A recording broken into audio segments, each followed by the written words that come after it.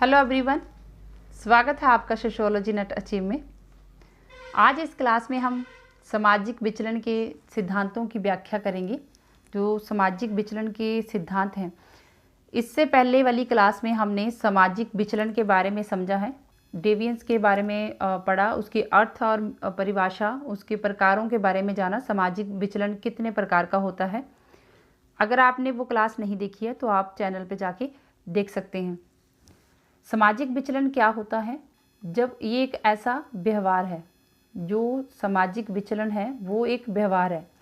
जब कोई व्यक्ति ऐसा व्यवहार कि जो समाज के नियमों के अनुरूप ना हो, समाज के नियमों का उसमें उल्लंघन होता हो, जो समाज को स्वीकार्य ना हो, ऐसे व्यवहार को सामाजिक विचलन कहते हैं। सामाजिक विचलन की जो व्याख्या है, पहले जैविकी आधार पे जो व्याख्या दी गई है उससे संबंधित हैं सी लोम्ब्रोसो और शेल्डन। सी लोम्ब्रोसो कहते हैं कि जो सामाजिक विचलन है वो जन्मजात होता है। व्यक्ति में जन्मजात ही ऐसी प्रवृत्ति पाई जाती है, उसमें पहले से ही वो जन्मजात ऐसे गुण होते हैं कि जो उसको विचलन की तरफ प्रेरित करती है। वो विचलित ऐसा व्यवहार करता है जो कि समाज को स्वीकार्य नहीं है। धीरे धीरे वो जब विचलित होता है फिर वो अपराध की श्रेणी में चला जाता है। तो फिर वो कहते हैं कि जो अपराधी है वो जन्मजात ही होते हैं। तो इन्होंने जन्मजात से संबंधित ये सिद्धांत को दिया है। शेल्डन ने शरीर की रचना से संबंधित ये कहते हैं कि जो विचलन है उसको हम शरीर की रचना से समझ सकते हैं। जो व्यक्ति की शरीर की रचना है वो वैसी ही दिखाई देती है जिस तरह का जो व्यक्ति जो विचलन उसमें पाया जाता है, तो उसकी शरीर की रचना के आधार पे भी हम देख सकते हैं। 3 तरह के बताए हैं। गोलाकार, जो कि इसमें मोटे लोग होते हैं, छोटे और मोटे, जो कि ऐसे थुथले से होते हैं। और मध्यकार मेसोमॉर्फस ये होते हैं जो कि जिनका शरीर जो है वो गठीला सा होता है, ठिगना गठीला शरीर होता है, एक मजबूत व्यक्ति होते हैं। एक्टोमॉर्फस, जो कि कमज़ोर और पतले होते हैं। तो इसमें ये कहते हैं, शेल्डन कहते हैं कि शरीर की रचना के आधार पर अगर हम इनकी व्याख्या करें कि विचलन किसमें ज़्यादा पाया जाता है, तो जो मेसोमॉर्फस, जो कि मध्यकार लोग हैं, जो कि जिनका शरीर गठीला और मजबूत है, ऐसे लोगों में विचलन जो है वो अधिक पाया जाता है। विचलन का मनोवैज्ञानिक सिद्धांत, विचलन से संबंधित जो मनोवैज्ञानिक सिद्धांत हैं उससे संबंधित हैं सिगमंड फ्रॉइड। ये जो सिद्धांत सिगमंड फ्रॉइड के विचारों से प्रभावित है। विचलन को जो सुपर ईगो है, सिगमंड फ्रॉइड ने 3 तरह के बताए हैं कि इड ईगो, सुपर ईगो की बात करते हैं। तो उसमें कहते हैं जो सुपर ईगो होती है वही उसी को विचलन के साथ जोड़ा है। जो सुपर इड होता है, विवेक के 3 तरह के बताए हैं इन्होंने। इड बताया है, ईगो और सुपर ईगो। सुपर ईगो की इड की बात करते हैं कि इड वो होता है जब व्यक्ति में कोई भूख प्यास लगती है, जो उसकी चाहत हो रही है कि मैं ये करूं। जैसे व्यक्ति के मन में आता है कि मैं कहीं घूमने जाऊं, मैं जहाँ खेलूं, मैं ये कार्य कर लूं, तो वो क्या है? इड है। जैसे बच्चा जिद करता है मुझे टॉफ़ी चाहिए, मुझे आइसक्रीम चाहिए, वो इड है। जो उसके मन में आ रहा है वो मांग रहा है, वो करे जा रहा है। सुपर ईगो वो है जो कि हमने समाज से हमने समाज से सीखा है, जो हमारी पर्सनैलिटी डेवलप हुई है। तो वो सुपर ईगो उसकी व्यक्ति की वैल्यूज़ बताती है। और जो ईगो है वो एक्शन के रूप में आती है। जैसे मैं एग्जांपल दूँ, यहाँ एक लड़की है और ये लड़का है, ये दोनों आपस में प्यार करते हैं। तो लड़का लड़की को कहता है कि हम घर वाले नहीं मानेंगे तो हम शादी कर लेते हैं। तो यहाँ पे ये जो लड़की है, ये लड़की जो इनकी चाहत है वो क्या है? इड है। जो लड़की अब डिसीजन लेगी वो सुपर ईगो के हिसाब से लेगी। लड़का भी जो डिसीजन लेगा वो सुपर ईगो के हिसाब से। लड़के ने तो बता दिया कि हम भाग चलते हैं, इसने अपनी सुपर ईगो दिखा दी, अपनी वैल्यूज़ की। और लड़की अब यहाँ पे डिसीजन लेगी वो अगर समाज के अनुरूप चलती है तो वो कहेगी नहीं, चाहे मेरी शादी तेरे साथ ना हो तो भी मैं अपने पेरेंट्स को नहीं छोड़ूंगी, मैं या तो अपने पेरेंट्स को मना के तेरे साथ ही शादी करूंगी, वरना मैं पेरेंट्स की मर्जी से ही करूंगी। ये क्या है, समाज के अनुरूप। जब वो ऐसा डिसीजन लेती है वो समाज के अनुरूप है। तो यहाँ पे सुपर ईगो जो है वो उसकी वैल्यू दिखा रही है। जब वो ऐसा डिसीजन ले लेती है कि मेरे घर वाले नहीं मान रहे तो मैं भी तेरे साथ ही भाग जाऊंगी, जब वो ऐसा डिसीजन लेगी तब क्या होगा, विचलन, क्योंकि वो समाज के नियमों के विरुद्ध है। कानूनी रूप से मान्यता है लेकिन समाज के नियमों के वो खिलाफ है। तो वो जब समाज के नियमों के खिलाफ ऐसा डिसीजन लेगी तो वो सुपर ईगो जो है उसकी वही उसका विवेक जो है वो वही काम कर रहा है। तो वो ये कौन सी स्थिति होगी, विचलन की स्थिति होगी। अब जब वो एक्शन लेंगे तो वो क्या होगा, ईगो होगा। तो यहीं से ये समझाया मनोवैज्ञानिक सिद्धांत के अनुसार कि जब कोई व्यक्ति कोई ऐसा व्यवहार करता है तो उसकी सुपर ईगो करवाती है। सुपर ईगो व्यक्ति की वैल्यू बताती है कि वो कैसा है। तो व्यक्ति सुपर ईगो से प्रेरित होकर ही ऐसा कोई विचलित व्यवहार करता है। फ्रायड से प्रभावित होकर जॉन डोनाल्ड ने कुंठा आक्रामकता सिद्धांत दिया है, फ्रस्ट्रेशन अग्रेशन थ्योरी दी है। कुंठा होती है जब कोई व्यक्ति ज़्यादातर असफलताओं को फेस कर रहा है, लोगों के तानों को सुन रहा है, जब वो ऐसी स्थिति में होता है, निराशा की स्थिति में होता है, तो वो धीरे धीरे फ्रस्ट्रेट होता है, तनाव की स्थिति में चला जाता है या फिर अग्रेसिव हो जाता है।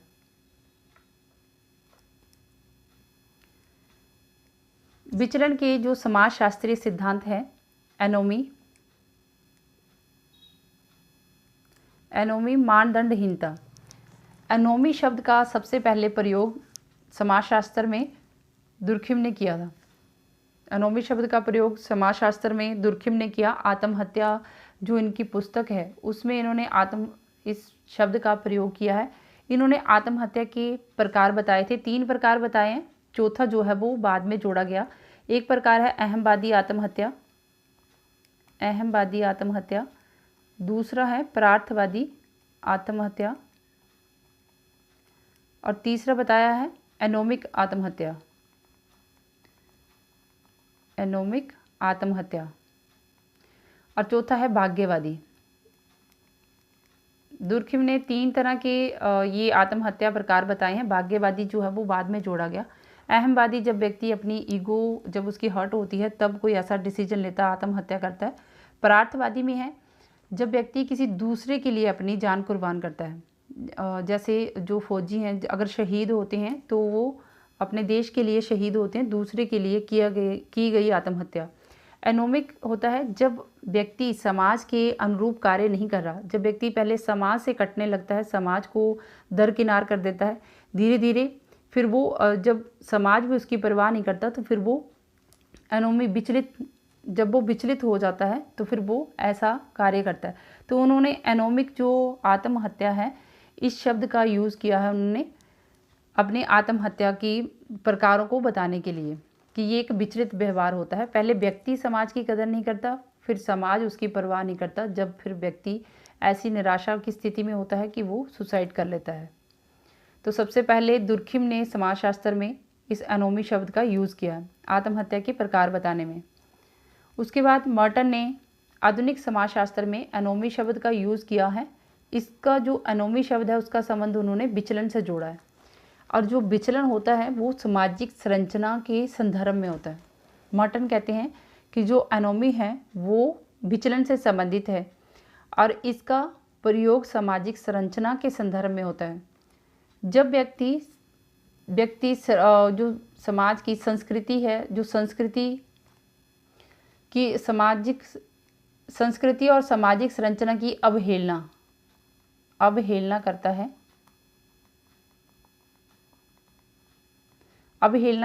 तब यह विचलन की अवस्था में पहुंच जाता है। जब व्यक्ति संस्कृति और सामाजिक संरचना की अवहेलना करता है, उसका उल्लंघन करता है, तो वो विचलन की स्थिति में पहुंच जाता है। जब सांस्कृतिक लक्ष्य होते हैं उसको प्राप्त करने के लिए जो संस्थागत साधन बने होते हैं, जो नियम बने होते हैं समाज की, उसमें कंटिन्यूटी नहीं रहती, तो उनमें उन दोनों में जब अंतर हो जाता है, जो लक्ष्य है, जो समाज की परंपराओं के हिसाब से, नियमों के हिसाब से अगर हम जिस लक्ष्य को पाना चाह रहे हैं, जो सांस्कृतिक लक्ष्य है, जैसे शादी करना एक लक्ष्य हो सकता है, सांस्कृतिक लक्ष्य हो सकता है, लेकिन अगर उन संस्थागत जो परिवार के जो नियम हैं उस नियमों के अनुसार वो शादी नहीं हो रही है, उनके बीच में जब निरंतरता नहीं है, तो उनमें दोनों में क्या आ जाएगा, अंतर आ जाएगा। तो ऐसी स्थिति को अनोमी कहा जाता है। मर्टन ने अपनी पुस्तक social theory and social structure में अनोमी के बारे में बात की है कि सांस्कृतिक संरचना के माध्यम से ही उन्होंने ये समझाया कि जब व्यक्ति जो संस्कृति है और संस्थागत साधनों को नहीं अपनाता है, तो व्यक्ति में जो अनोमी की स्थिति है वो बढ़ती जाती है। और उसको उन्होंने समझाने के लिए ये भी बताया है कि समाज में दो तरह के तत्व जो है वो पाए जाते हैं, सांस्कृतिक लक्ष्य, और ये अनिवार्य रूप से पाए जाते हैं। सांस्कृतिक लक्ष्य होता है जिसको हमने पाना होता है, और संस्थागत साधन होते हैं जो कि समाज के अनुरूप ही होते हैं, साधन जिनके थ्रू हम इस लक्ष्य को पाते हैं। और जब इनमें दोनों में डिफरेंस आ जाता है तो उसको समझाने के लिए उन्होंने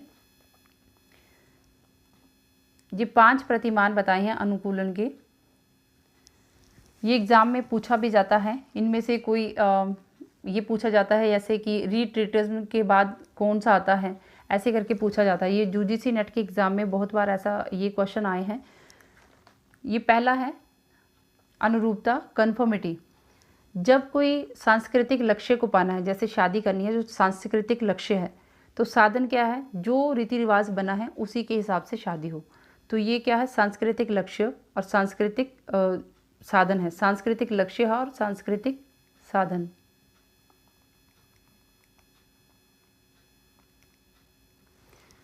जब व्यक्ति समाज के अनुरूप ही कार्य कर रहा है तो वो अनुरूपता है, कन्फर्मिटी है।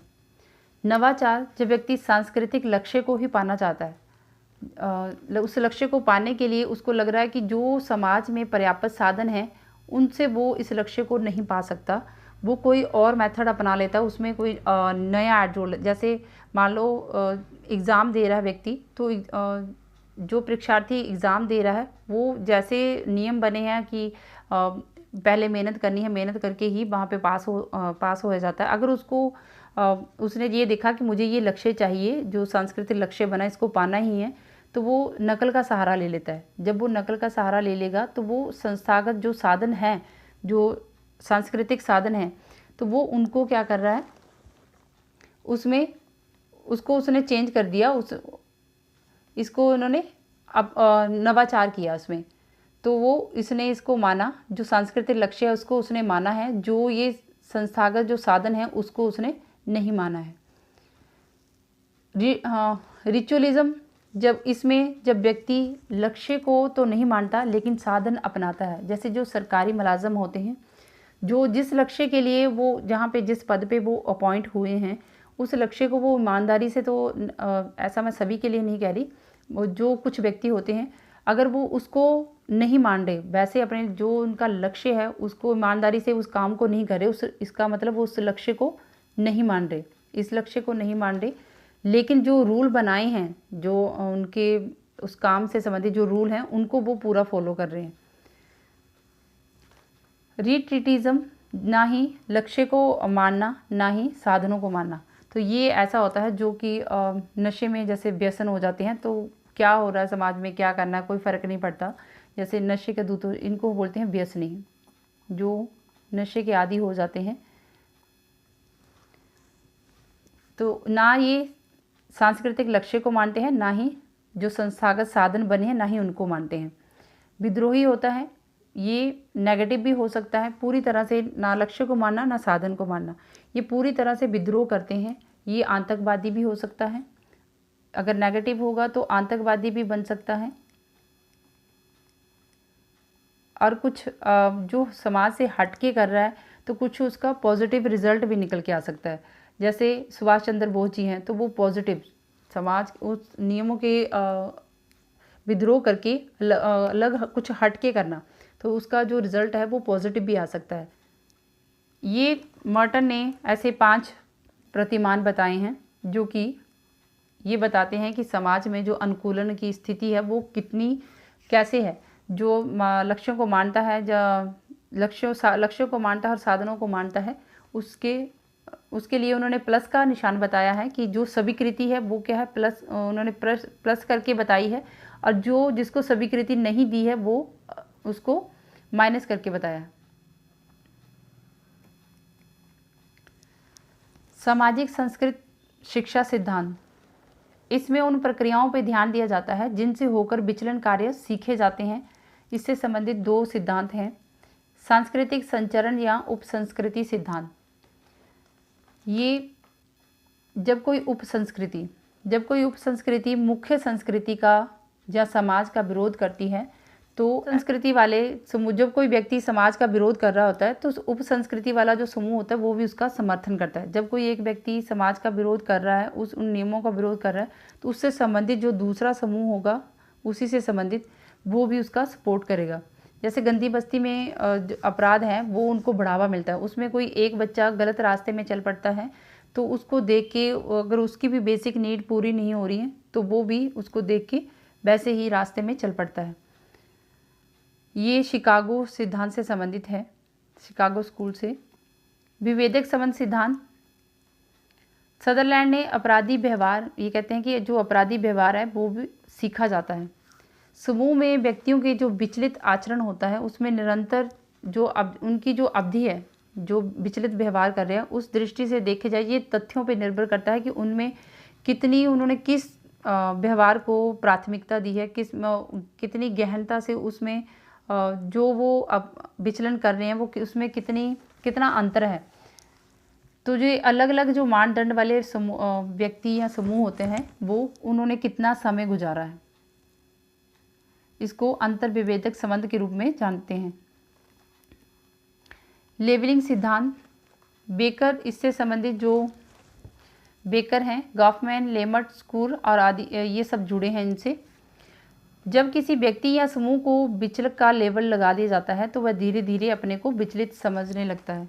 जब कोई व्यक्ति ऐसा कोई गलत कार्य कर देता है, वो उसमें सुधरना भी चाहे तो भी वो सुधर नहीं पाता, क्योंकि वो सुधरना चाह रहा है लेकिन जो समाज है वो उसको उस निगाह से देखते हैं कि इसने वो अपराध किया था, तो वो उसके ऊपर लेबल लग जाता है। तो इसलिए वो धीरे धीरे कुंठा में भी चला जाता है, निराशा की स्थिति में चला जाता है कि वो उसने जो अपराध किया था अब वो उससे वैसी गलती नहीं करना चाहता, लेकिन उस पर लेबल लग जाता है। ये इससे लेवलिंग की थ्योरी वीडियो में समझा चुकी हूँ पहले भी, आप उसको देख सकते हैं। बेकर की पुस्तक है आउटसाइडर्स। द्वंद्वात्मक सिद्धांत, कन्फ्लिक्ट थ्योरी, इससे संबंधित हैं किवने। कुंठा जो सिद्धांत है, फ्रस्ट्रेशन थ्योरी, अल्बर्ट कोहेन है इससे संबंधित। टेलीग्राम चैनल का लिंक दिया है डिस्क्रिप्शन में, आप उसको ज्वाइन कर सकते हैं। So thanks.